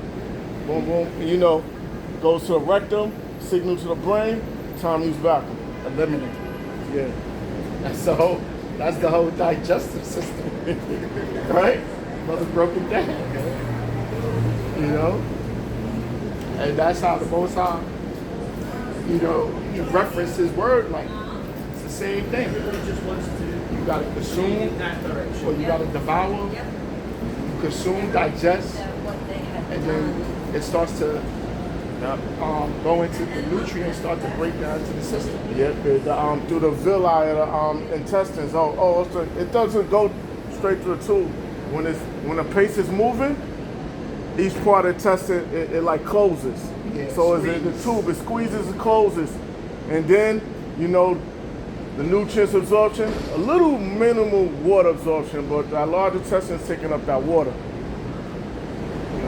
Then it gets to the rectum and then it eliminates. Yeah. But milk is for the babes, which is the basics of the scriptures, the commandments, salvation, color of the Lord, the basics. Yeah. It says that not of strong meat. For everyone that uses milk is unskillful in the word of righteousness. I'll read it again. Yeah. For everyone that uses milk is unskillful in the word of righteousness, for he is a babe. But strong meat belongeth to them that are of full age. Strong meat belongeth unto them that are of full age. The longer you be in this truth, the older you get in this truth, and the more you start to understand the scriptures. Because in the beginning, You're just regurgitating. You know, regurgitation is when the parent breaks down the food and then vomit it inside the bird's mouth, right? That's regurgitation, right? That's what you're doing. You're just repeating what you hear. You really don't understand what you're breaking down. But then the longer you stay in this state, you start to comprehend because the Lord is starting to sup with you. And now it's like, oh, I get it. This makes sense. That breakdown is correct. Yeah. It says, but strong meat belongeth to them that are full age. Yeah, strong meat. Reincarnation, right? That's meat. That's not milk. You know, that's why when a lot of guys come up, or unbelievers, or people that don't know the Bible at all, you don't really go into reincarnation because they don't know shit. So you say it is, you giving them meat, and they can choke, or they can get turned away. You don't go into reincarnation with people that don't know nothing about the truth. Stay surface level. Stay with the milk. Color of the Lord, who salvation belongs to, the Lord's statutes and commandments. Name of the Lord. Name of the Lord. That's milk. Because guess what? This world don't know thou shalt not eat pork, you know? Don't eat swine. The world don't know don't eat shrimp, crab, and lobster. They don't know that. That's meat to them. Okay. It says, even those who by reason of use have their senses exercised to discern both good and evil. That's the point right there. The brother said, you gotta feel every emotion or go through every pain that you could possibly go through. And that's what's called having your senses exercised. And that's what we got to do to get the kingdom, right? The Lord give us a kingdom. It's the same thing in Esau society. You got to know all the emotions when you're investing. And then if I'm saying the word right, dissociate yourself from the emotion. Because there's a lot of it in psychology. You're dealing with money and shit like that. You know what I mean? You got to dissociate yourself from the emotion. The fear, the greed, fear of missing out. Yeah. Fear, I gotta be a part of action this world. I'm missing on a party. Oh man, I could have 4, 5, 6, 10 bitches. You know, Right. That's the temptation. That's the temptation.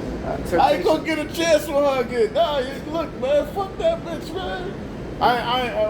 Well, she might not consider a bitch, whatever it is. Forget all of that, man. The temptation of missing out. Yeah.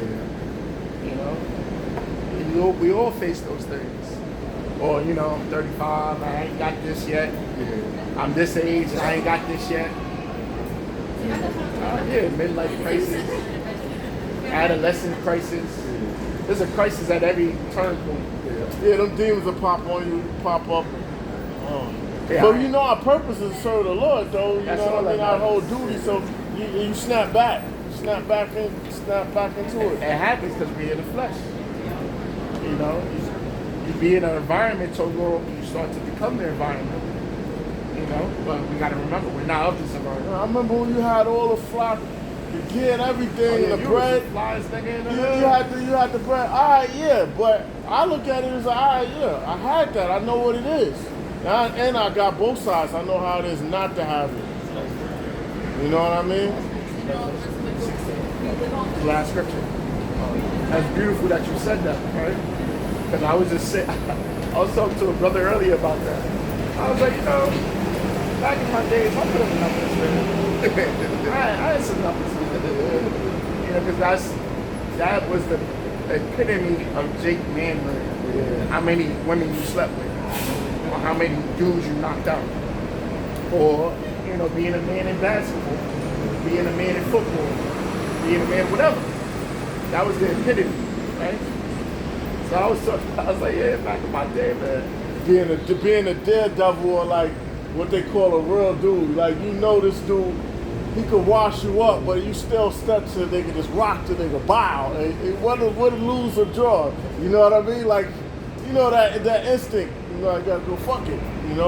That don't care. But it was reckless. It was reckless.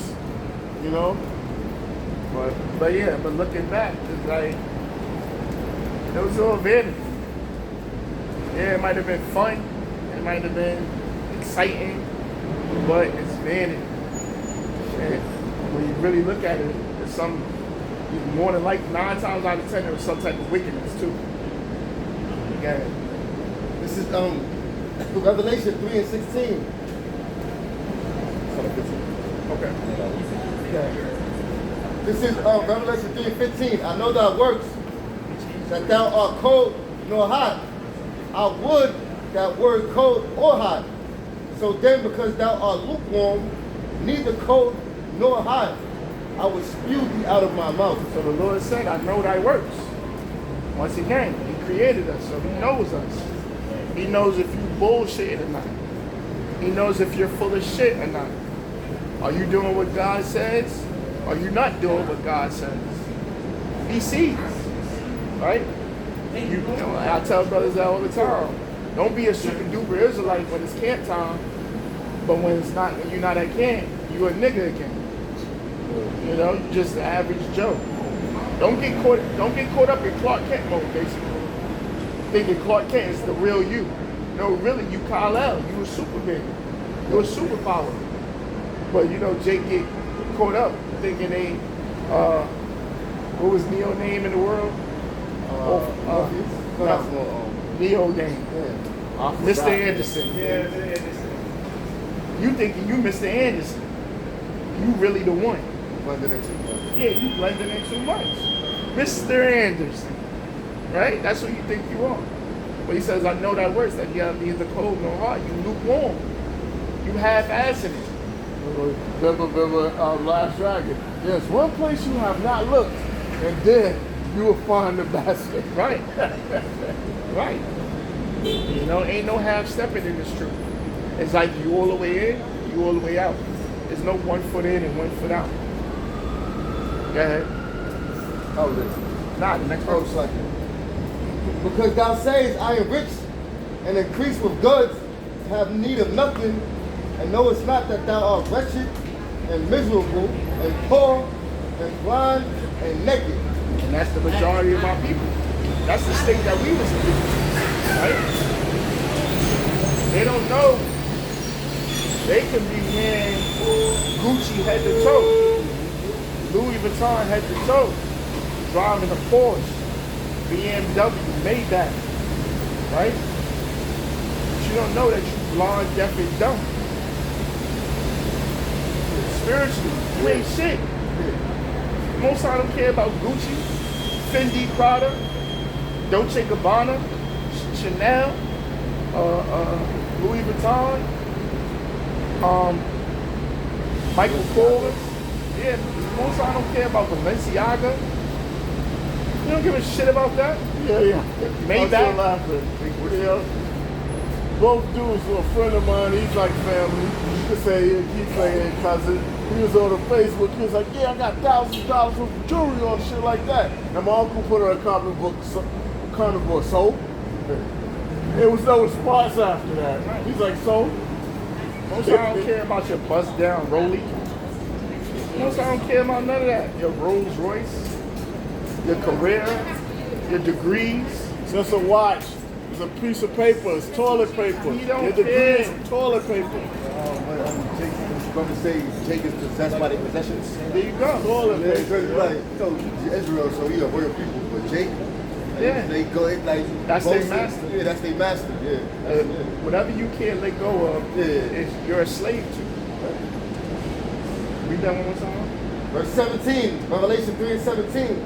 Because thou sayest, I am rich and increase with goods, and have need of nothing, and knowest not that thou art wretched and miserable, and poor and blind and naked.